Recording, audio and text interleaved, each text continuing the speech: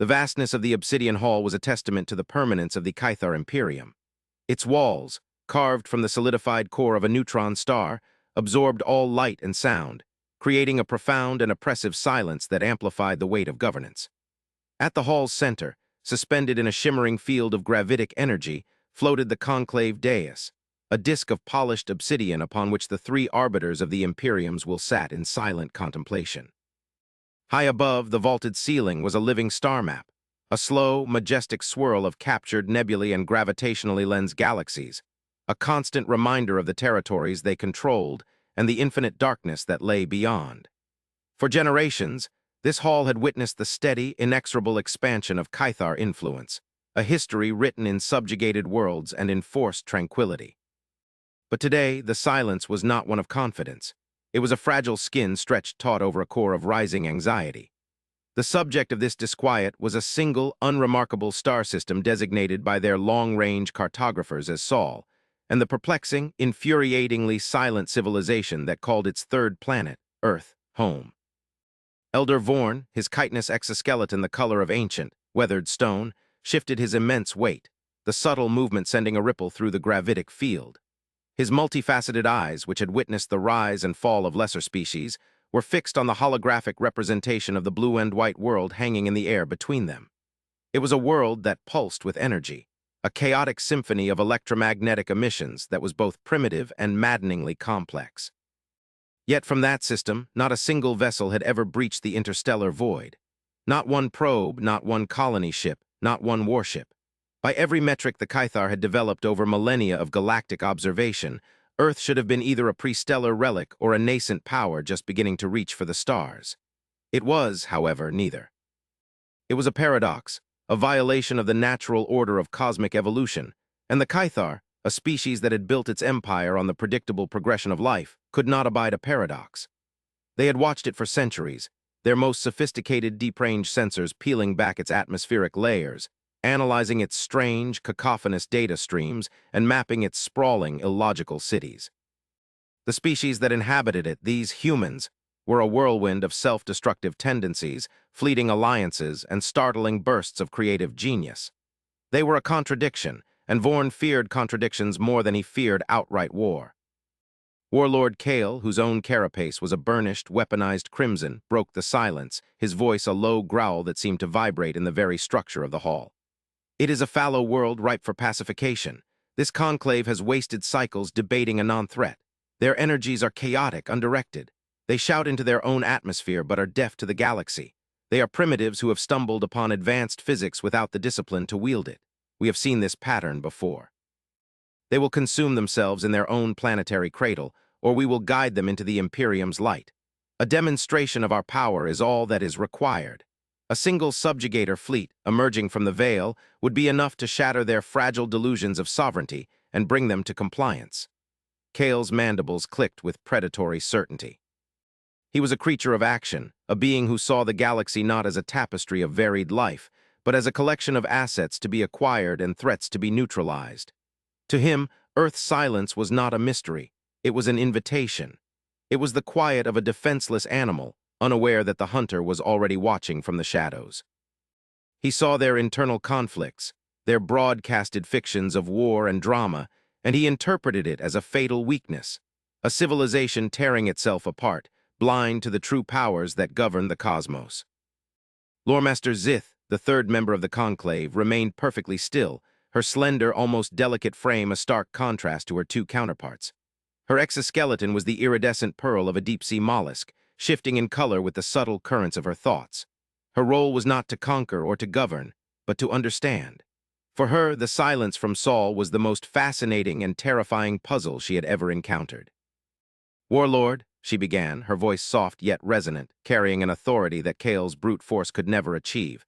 "You see only what conforms to your experience. You presume their silence is a product of inability. You assume their internal chaos is a sign of impending collapse. But our sensors tell a different story, a story you have chosen to ignore." She gestured with a graceful, multi-jointed limb towards the holographic. "Arth, their energy output is staggering, far exceeding what is necessary for a planetary civilization. Yet it is almost entirely contained. Their global information network is a storm of incomprehensible complexity, orders of magnitude more intricate than our own initial forays into digital consciousness. They have mastered quantum mechanics on a theoretical level that rivals our own understanding, yet they do not apply it to star travel. They have not built fleets. They have not established orbital fortresses. They have not even colonized their own neighboring worlds in any meaningful way. They have turned their entire prodigious intellect inward. This is not the behavior of primitives. This is the behavior of a species that has made a deliberate choice. The question we must answer is not whether they are weak, but why they have chosen to appear so. The debate circled, as it had for so many cycles, around this central, unnerving question. The Caithar Imperium was built on the Veil of Silence, a technological shroud that allowed them to observe emerging species undetected, to study them, to assess their potential, and to decide their fate long before first contact was ever made. It was a doctrine of absolute control, of managing the galaxy's chaotic evolution to prevent the rise of another rival, another species that could challenge their supremacy as the Vorlaga had, eons ago, in a war that had cracked moons and sterilized worlds. The Caithar had won that war, but the memory of it was etched into their genetic code, a permanent, cautionary scar.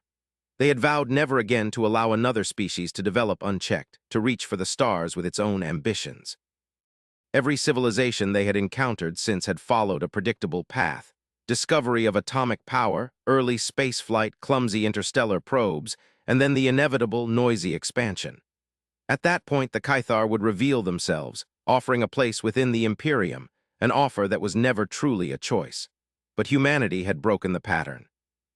They had reached a technological threshold where interstellar travel should have been a triviality, yet they remained confined to their single world, their energies churning, their potential for destruction and creation growing exponentially, all contained beneath a thin membrane of blue atmosphere. Vorn, the voice of caution, finally spoke again, his tone heavy with the weight of his years and the countless decisions that had led them to this moment. We are an empire of stability. Our mandate is to preserve the quiet of the galaxy, a quiet we have paid for with the blood of our ancestors. This anomaly, this Earth, threatens that quiet not with warships, but with uncertainty. Their silence is louder than any declaration of war. It suggests a philosophy we do not comprehend, a technological path we have not considered. To send a fleet, as the warlord suggests, is to throw a stone into a pond of unknown depth. We do not know what ripples it may cause. He looked at Kale, his ancient eyes holding a warning. Your demonstration of power could provoke a reaction we are not prepared for. What if their inward focus is not a weakness, but a form of gestation? What if they are building something not in their shipyards, but in the very fabric of their reality? We must know more before we act. We must pierce their veil, not with force, but with subtlety. Kale bristled, the crimson of his armor deepening. Subtlety? They are broadcasting their entire culture into space for anyone to listen. We have consumed their fictions, their histories, their pathetic political squabbles. We know their weaknesses. They are emotionally volatile, driven by primitive urges for dominance and territory. They fear death. They build monuments to their own fleeting existence. They are transparent. Are they? Zith countered, her voice cutting through Kale's arrogance. We see what they choose to show. We intercept broadcasts that are millennia old by the time they reach our outer listening posts. We have archives of their dramatic fictions, their simulated conflicts. We have spent decades analyzing this data, and what have we learned? We have learned that they are masters of deception, most of all of themselves. A species that can create such complex falsehoods for entertainment could surely create a grand one for its own security. They project an image of vulnerability, of chaos. But what if that is the greatest weapon they possess? A camouflage of mediocrity to lull ambitious empires into a fatal miscalculation. Her words hung in the oppressive silence of the hall, the star map above swirling in silent, indifferent majesty. The possibility that humanity's perceived weakness was a deliberate, grand strategy was a thought so alien to the Caithar mindset of overt power that it bordered on heresy. They were a people of absolute clarity, of defined hierarchies and visible strength.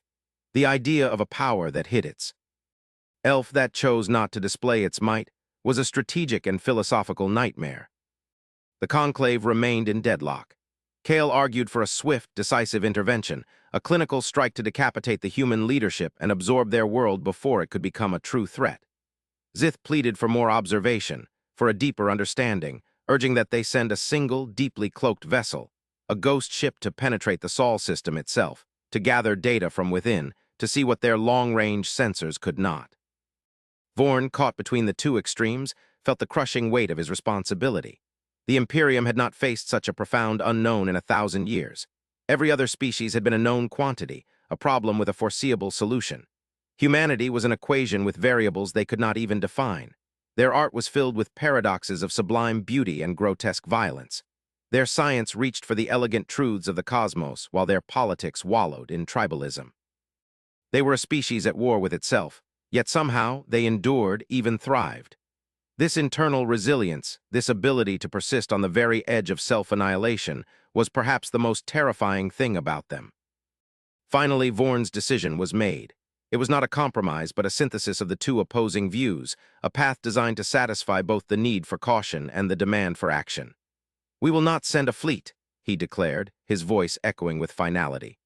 "The warlord's path risks a war we are not prepared for against an enemy we do not understand, but we will not remain idle either. Loremaster Zith's proposal has merit, but a single ghost ship is too great a risk. If discovered, its loss would be a sign of our fear.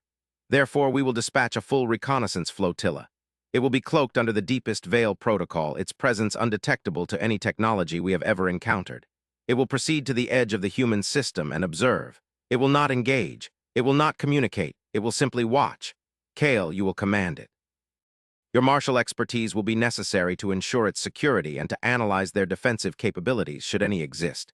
Zith, you will oversee the data stream from the Citadel. Your wisdom will be needed to interpret what Kale's warriors observe. We will give them one of their solar cycles. We will watch their strange world turn. We will listen to their chaotic noise, and we will finally unravel this enigma. Then, and only then, will the Conclave decide on the fate of Earth." The decision was made. A flotilla of the Imperium's most advanced stealth vessels, each one a whisper in the fabric of spacetime, was diverted from its patrol in the Outer Rim and given new orders. Commanded by Warlord Kale himself, a posting that was both an honor and a subtle leash, the force began its long, silent journey towards the unremarkable yellow star that had become the focus of all their fears and all their ambitions. As the ships dissolved into the interstellar medium, becoming ghosts of reality, a sense of profound unease settled over the obsidian hall. They had thrown the stone.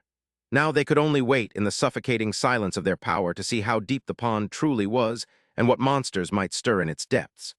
The fate of an empire and a world that did not even know it was being judged hung in the balance, suspended in the vast, indifferent quiet of the galaxy. The journey to the Sol system was an exercise in supreme patience and technological mastery. Warlord Kale's reconnaissance flotilla moved through the void not as ships plow through water, but as a thought passes through a mind, unseen, unheard, and utterly undetectable. Their veil cloaking was a marvel of Caithar engineering, a multi-dimensional field that did not merely hide the vessels from sensors, but temporarily erased their existence from the local causality. They were ghosts in the machine of the universe. For Kale, the journey was a torment of inaction. He paced the command deck of his flagship, the Indomitable Will, his crimson armor a splash of contained violence against the cool, sterile grays of the bridge. The journey was long, and with every light year crossed, his contempt for the humans grew. He reviewed the data Zith's acolytes had compiled for him, their wars, their famines, their fleeting triumphs, and their endless, repetitive tragedies. He saw a species that had been given a paradise and had spent its entire history trying to burn it to the ground. He saw their dreadnoughts in their entertainment files, clumsy, oversized vessels of projectile weapons and chemical explosions, laughably primitive concepts that the Caithar had abandoned before they had even left their own home system. He saw their fear of the dark, their tribal superstitions, their fragile egos. The more he learned, the more convinced he became that Vorn's caution was the senility of an old man who had forgotten the taste of victory. Finally, after a passage of time that felt like an eternity to the impatient warlord, they arrived. The flotilla materialized at the extreme edge of the Sol system, as heliosphere, like phantoms coalescing from mist. Before them, the system lay quiescent, exactly as their long-range sensors had depicted it. A series of small, rocky inner worlds, a belt of asteroids, and the looming gas giants in the outer dark. And there, the third planet, a swirl of blue and white, radiating that chaotic, incessant storm of electromagnetic noise. The veil held perfectly. They were invisible, and Kale allowed himself a moment of grim satisfaction. His sensors, far more powerful and subtle than any long-range array, began their work, drinking in the data that washed over them from the system's primary. He ordered his ships to spread out, to form a perimeter around the inner system, to listen, to watch, and to confirm what he already knew in the core of his warrior's being, that this world was defenseless. The first reports only confirmed his bias. There were no orbital defense platforms, no minefields, no patrol fleets. The space around Earth was cluttered with debris and a network of primitive communication and observation satellites, nothing more. The larger installations were on their moon, a barren rock, but they were scientific outposts, not military fortresses. Kale's lip curled in a gesture of contempt. They were like children, leaving the doors to their home wide open, blissfully unaware of the predators that lurked in the night. He focused his primary sensors on the planet itself, peeling back the atmosphere, targeting the largest energy signatures, the sprawling urban centers that crawled across the continents like luminous fungi. The noise was overwhelming. Billions of minds, all chattering, all broadcasting their fears, their hopes, their trivialities. It was the frantic, desperate sound of a species terrified of silence. He ordered his intelligence officers to decrypt their primary defense networks, to find the command centers, the missile silos, the hidden bases. He would map their every weapon, and when the time came, he would decapitate them in a single, silent strike.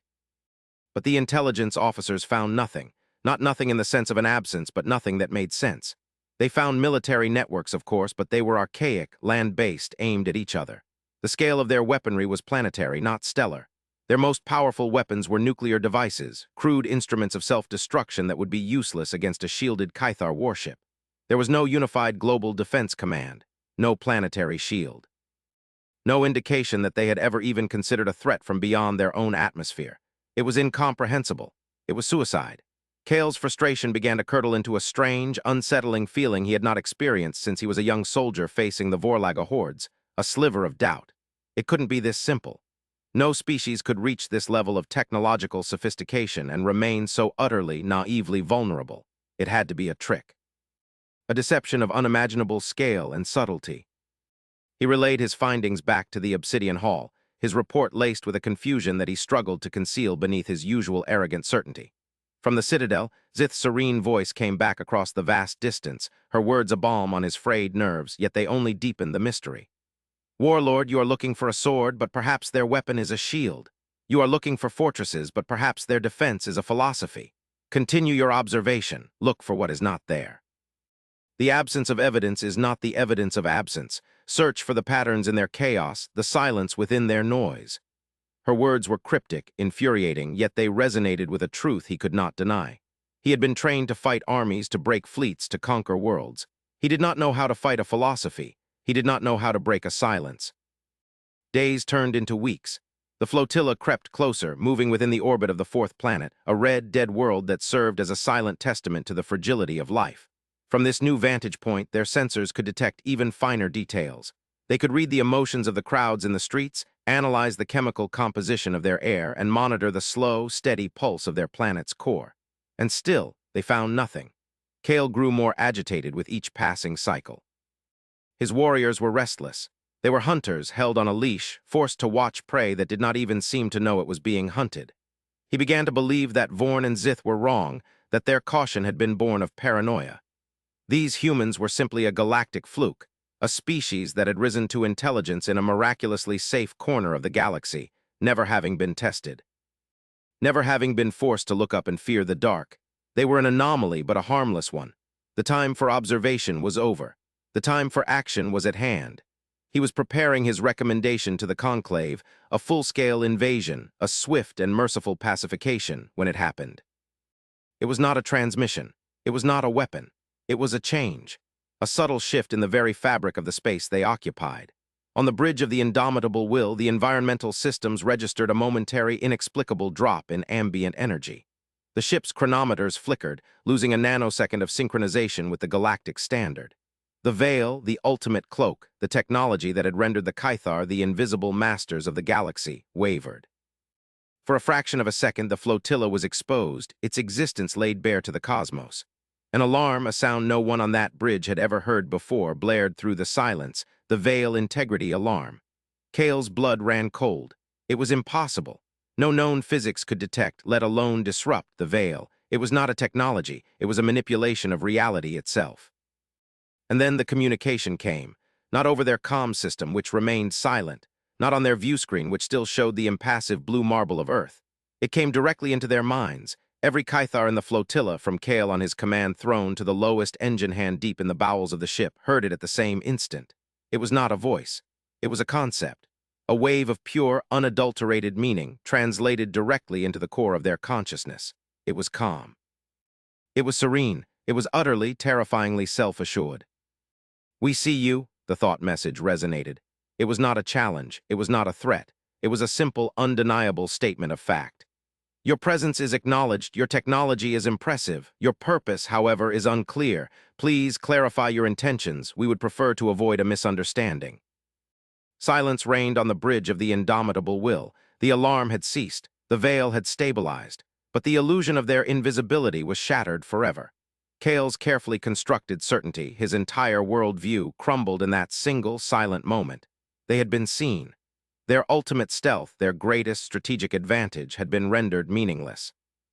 And the beings who had done it were now politely, calmly, asking them to explain themselves, like a patient adult addressing a child who had been caught hiding in a closet.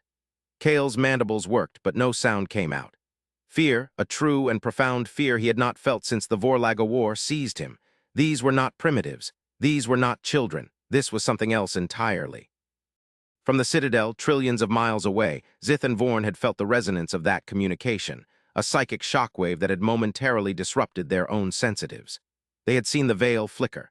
They had felt the raw, focused power of that mental query. In the obsidian hall, the swirling nebula on the ceiling seemed to freeze. For the first time in millennia, the Kythar Imperium was not the observer. It was the observed. Kale, his warrior instincts screaming at him to either fight or flee, found himself paralyzed. His weapons were useless. How could he target a mind?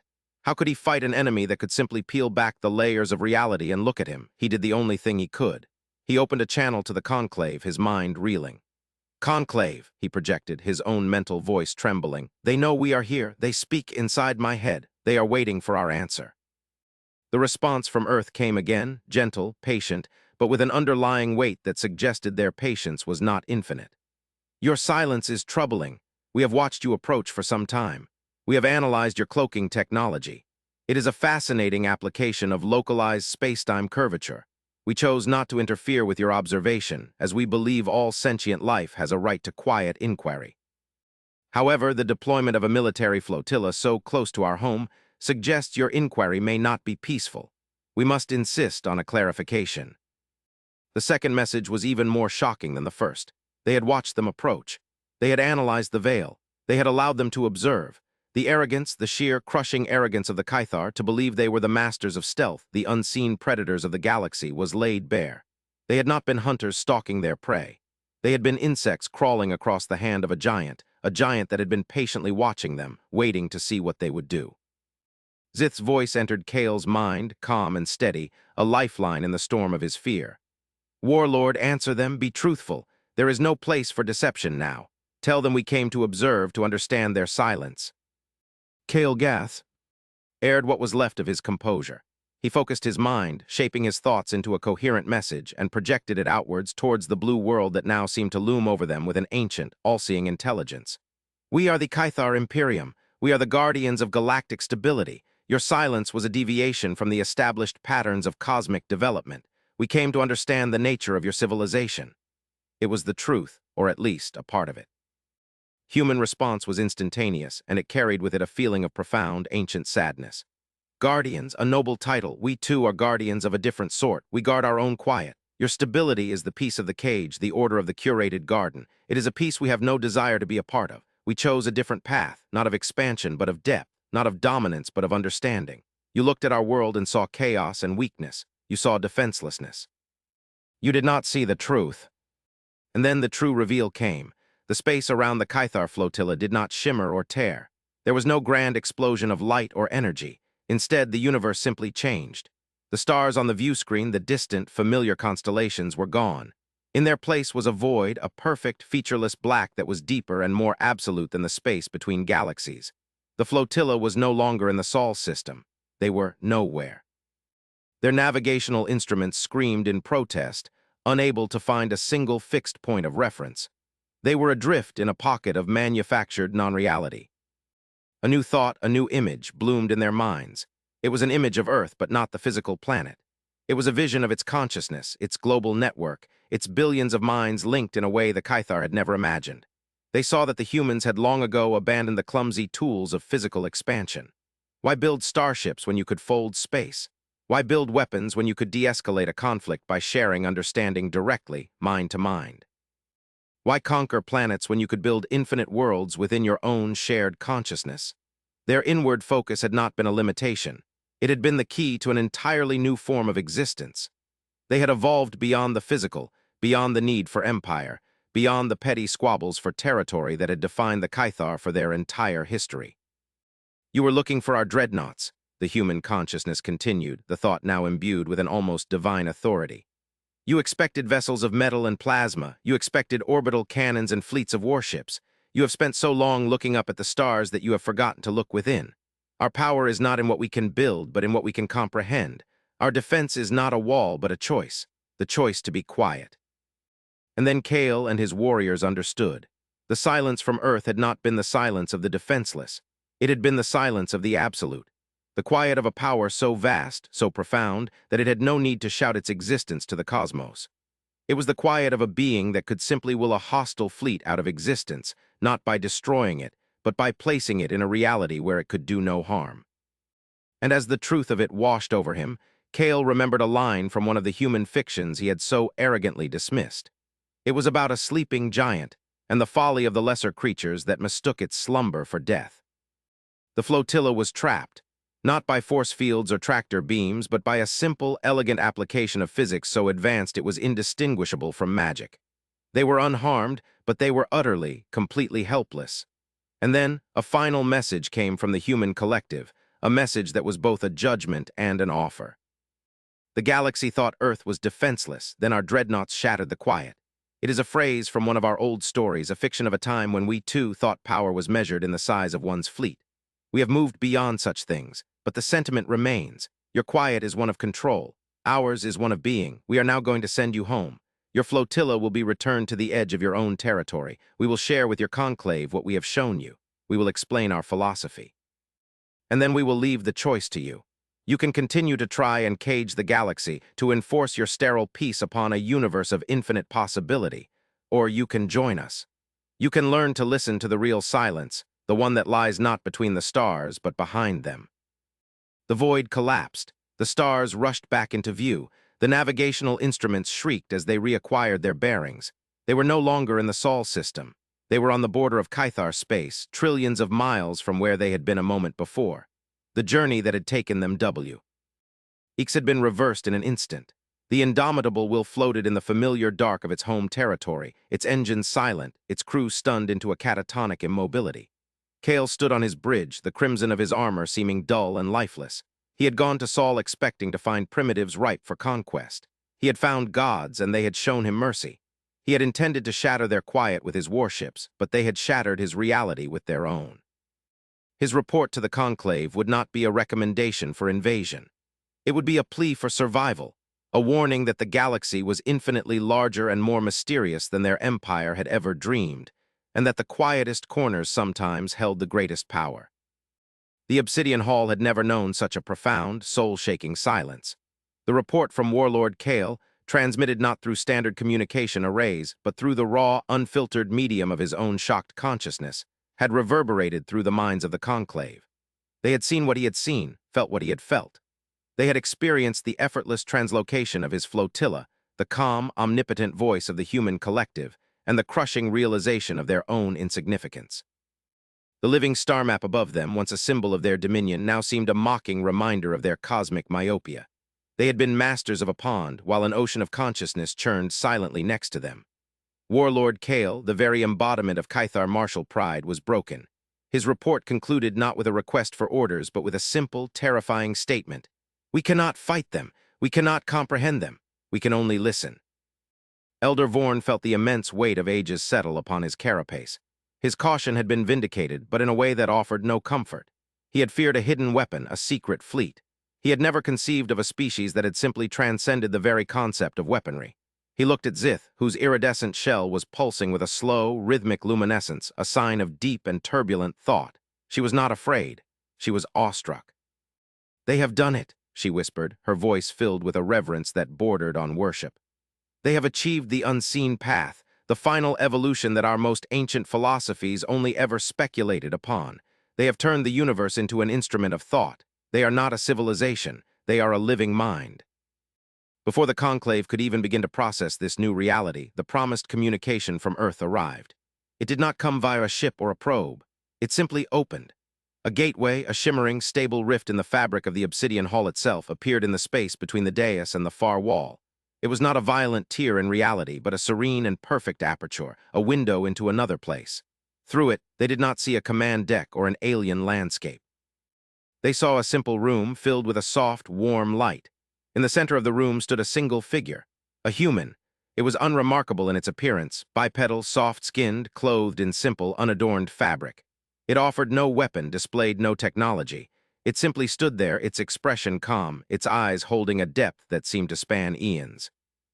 And then it spoke, not into their minds this time, but with a real voice, a voice that was translated perfectly into the harsh, guttural language of the Caithar.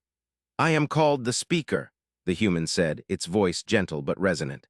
"I am an individual consciousness, a focal point for this conversation, but I speak for the collective. We regret the alarm our actions have caused your flotilla. It was necessary to demonstrate the flaw in your assumptions, but we take no pleasure in inspiring fear." Kale, observing this from his distant bridge, felt a tremor of disbelief. This was the entity that had effortlessly imprisoned his entire fleet. This small, fragile-looking creature, Vorn, however, understood. The form was irrelevant. This was an avatar, a hand puppet for a god. "You call your home Earth," Vorn stated, his voice a dry rasp. "Why have you hidden yourselves? With such power, you could have remade the galaxy in your own image." The speaker inclined its head, a gesture that conveyed both respect and a profound sadness. "And what image would that be, Elder Vorn? A galaxy where all life thinks as we do? Where all paths lead to our conclusion? That is the very definition of stagnation. That is the sterility your Imperium enforces. The universe is a symphony of infinite, unique voices. Its beauty is in its diversity, its potential in its unpredictability. To silence those voices, to force them into a single chorus, is the greatest of all possible sins. We did not hide. We simply chose not to shout. We chose to listen." The simplicity and power of this philosophy struck at the very core of Caithar identity. Their entire history, our entire empire, was built on the premise that the galaxy was a dangerous, chaotic place that required a firm, controlling hand. They had seen themselves as saviors, as bringers of order. The humans were now telling them that their order was a prison, their stability a death sentence for cosmic evolution. "We contained our development to our home system for two reasons," the speaker continued, its gaze sweeping over the three members of the conclave. "First, to allow civilizations like your own to develop without our interference, to make your own choices, your own mistakes, and find your own path to wisdom. We are not gods, and we have no right to be. We are merely older. We have walked a path you are just now beginning to see. The second reason, however, is more significant." The speaker paused, and the warm light in the room behind it seemed to dim, replaced by a subtle, creeping cold. The atmosphere in the obsidian hall grew heavy, charged with a new and different kind of dread. This was no longer about the balance of power between Caithar and human. This was something else. "Our inward journey was not merely a philosophical choice," the speaker said, its voice now losing its gentle quality, replaced by a somber gravity. "It was a necessity. As our consciousness expanded, as we learned to listen not just to the stars but to the silence between them, we began to hear an echo." A holographic image formed in the air next to the speaker. It was not a star chart the Caithar recognized. It was a map of the local galactic group, a view of their own Milky Way galaxy from an impossible, extragalactic perspective. A faint, pulsing signal was highlighted, its origin point far beyond the galactic rim, in the cold, empty void between galaxies. "It is not a signal in any conventional sense," the speaker explained. "It is a remnant, a scar in the fabric of space-time itself. It is impossibly ancient, predating your species, predating ours, perhaps predating our galaxy itself. It is a warning. The final dying scream of a civilization so advanced that it made our own abilities seem like those of a child. A civilization that did not just manipulate space-time, they created it, and something destroyed them. Something that came from the great, empty void." The members of the conclave stared at the image, at the faint, persistent pulse that represented the ghost of a dead god civilization. The Vorlaga War, the defining catastrophe of their own history, was a schoolyard brawl compared to the scale of the event being described. What destroyed them? Zith asked, her voice a mere whisper. Speaker turned its gaze to her, and for the first time the Kythar saw in its eyes a flicker of something they could understand, a shared, profound fear. We do not know, the echo is too faint, too damaged, but we know this, it is a pattern, a cycle. The universe blossoms with life, with consciousness. It reaches a certain threshold of complexity, a point where it can begin to truly understand the fundamental nature of reality. And then something comes to harvest it. The signal is not just a scream. It is a beacon left by the last survivor, a warning to those who would come after. It says, "Do not grow too loud. Do not shine too bright, for there are things in the dark that feed on light." The truth crashed down upon the conclave with the force of a physical blow. Humanity's quiet was not just a philosophy. It was a shield. It was a camouflage. They had remained confined. They had turned their energies inward, not just to avoid disrupting their neighbors, but to avoid attracting the attention of the true predators of the cosmos. Their entire civilization was a form of stealth, a grand strategy enacted on a cosmic scale, aimed at an enemy the Kythar had never even known existed. The galaxy was not a garden to be curated or a territory to be conquered. It was a dark forest, and the loudest voices were the first to be silenced. "We have spent our existence preparing," the speaker said, its voice now a solemn vow. "Our dreadnoughts, the ones your warlord was searching for, are not ships, they are concepts. They are shields woven into the geometry of reality. They are defenses designed to protect not just our world, but the very potential for life in this galactic sector. We have been waiting, we have been listening. And recently the echo has begun to change. The silence is ending. The feeders are stirring." The gateway shimmered. The image of the speaker became less distinct. "Your Imperium now faces a choice, Kythar. Your veil of silence, your methods of observation and control, they are an incredible technology. You have mapped this galaxy more thoroughly than any other species we have encountered. You have strength. You have discipline. But you have been preparing for the wrong war. You have been so focused on the threats from within the garden that you never saw the shadow falling over its walls." The speaker's form faded completely, and the gateway began to close, the serene light within it collapsing into a single point of brilliance before vanishing, leaving no trace it had ever been there. The obsidian hall was once again plunged into its familiar, oppressive silence. But the silence was different now. It was no longer the silence of absolute power. It was the silence of a tomb. It was the silence of a world holding its breath, waiting for the dawn, and fearing that the sun might not rise. Vorn, Kale, and Zith remained motionless on the dais. Their empire, their history, their entire conception of the universe had been rewritten in a matter of moments. They were not the apex of galactic civilization. They were children, squabbling over toys in a house that was about to be devoured by a storm. Their greatest enemy was not a rival empire or a rebellious species. It was the fundamental nature of existence itself. Finally, Vorn moved.